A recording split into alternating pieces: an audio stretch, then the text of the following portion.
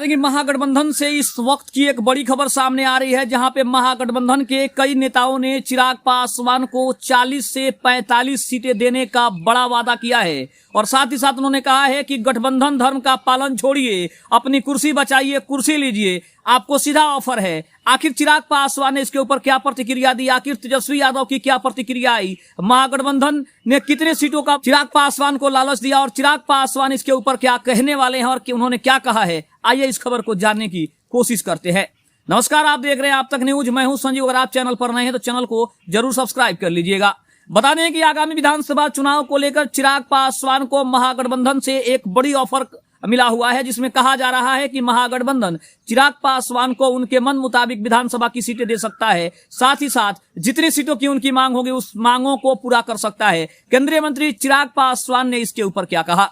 बता दें केंद्रीय मंत्री और स्वर्गीय रामविलास पासवान के एकमात्र बेटे चिराग पासवान ने कहा है कि आगामी विधानसभा चुनाव में उनको कई सारे ऑफर मिल रहे हैं, जिसके ऊपर उन्होंने विचार करना छोड़ दिया है। हालांकि तेजस्वी यादव ने तो यहां तक कह दिया है कि चिराग जो सीट चाहते हैं उनको सीट मिल सकती है, जिस विधानसभा क्षेत्र से उनको चुनाव लड़ना है, अपने प्रत्याशी को खड़े करने हैं, वो उनको विधानसभा के क्षेत्र दिए जा सकते हैं। लेकिन सबसे पहले उनको ये तय करना होगा कि आखिर उनके लिए सबसे बढ़िया और सबसे अच्छा पार्टी कौन है, सबसे अच्छा रास्ता कौन सा है, ये तय करना चिराग पासवान का काम है। दूसरी तरफ अगर बात करें तो चिराग पासवान ने यहां तक कह दिया है कि महागठबंधन से या फिर अन्य पार्टियों से उनको इतने ऑफर मिल रहे हैं जिसके ऊपर अगर विचार किया जाए तो बड़े बड़े लालच हैं।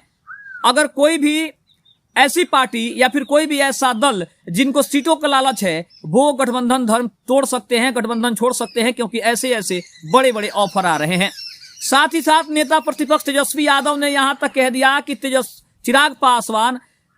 ने जिस पार्टी का चुनाव किया है, जिस गठबंधन का चुनाव किया है, वो गठबंधन ही गलत है, वो गठबंधन का चुनाव ही गलत है, क्योंकि उनको महागठबंधन जैसे पार्टियों में होना चाहिए जो पार्टी अब विकास के मुद्दे पर काम करती हो, जो पार्टी रोजगार के मुद्दे पर काम करती हो, जो पार्टी शिक्षा के मुद्दे पर काम करती हो। लेकिन चिराग पासवान ने एक ऐसी पार्टी का चुनाव किया है जो पार्टी इन सभी तमाम मुद्दों से कहीं ना कहीं भटकती नजर आ रही है। उसके जितने भी तमाम नेता हैं उन सभी नेताओं ने सिर्फ अपनी कुर्सी बचाने के लिए काम किया है। उन्होंने विजय सिन्हा, सम्राट चौधरी, नीतीश कुमार के ऊपर सीधा हमला बोला है और साथ ही साथ कहा है कि नीतीश कुमार के ऊपर कौन भरोसा करेगा, जो कभी ना एक पार्टी के हुए, ना एक दल के हुए, ना एक गठबंधन के हुए, उनके ऊपर कोई कैसे भरोसा कर सकता है। जिनके ऊपर एक पार्टी भरोसा नहीं करती उनके ऊपर जनता कैसे भरोसा करेगी। साथ ही साथ चिराग पासवान को 40-50 सीटों का जो बड़ा ऑफर है उसको कहीं ना कहीं लेकर यह दावा किया जा रहा है कि महागठबंधन किसी तरह से एनडीए को तोड़ना चाहता है, एनडीए को भंग करना चाहता है, क्योंकि महागठबंधन को भी इस बात का डर है कि अगर एनडीए की ये पांचों दल मिलकर विधानसभा का चुनाव लड़े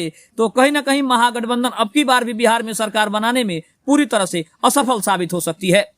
दूसरी तरफ अगर बात करें तो चिराग पासवान ने यहां तक कह दिया है कि महागठबंधन से जो बड़े बड़े ऑफर मिल रहे हैं उसके ऊपर कोई विचार नहीं है, एनडीए के साथ मिलकर चुनाव लड़ना है। चाहे वो तेजस्वी यादव हो या फिर महागठबंधन के जो भी नेता हो, चाहे वो कितने भी ऑफर दे दें, लेकिन हम यही जानते हैं कि गठबंधन धर्म का पालन करना हमारे खून में है। हमारे पिता स्वर्गीय रामविलास पासवान ने जब उसका पालन किया तो हम उनके खून हैं, हम क्यों नहीं कर सकते हैं।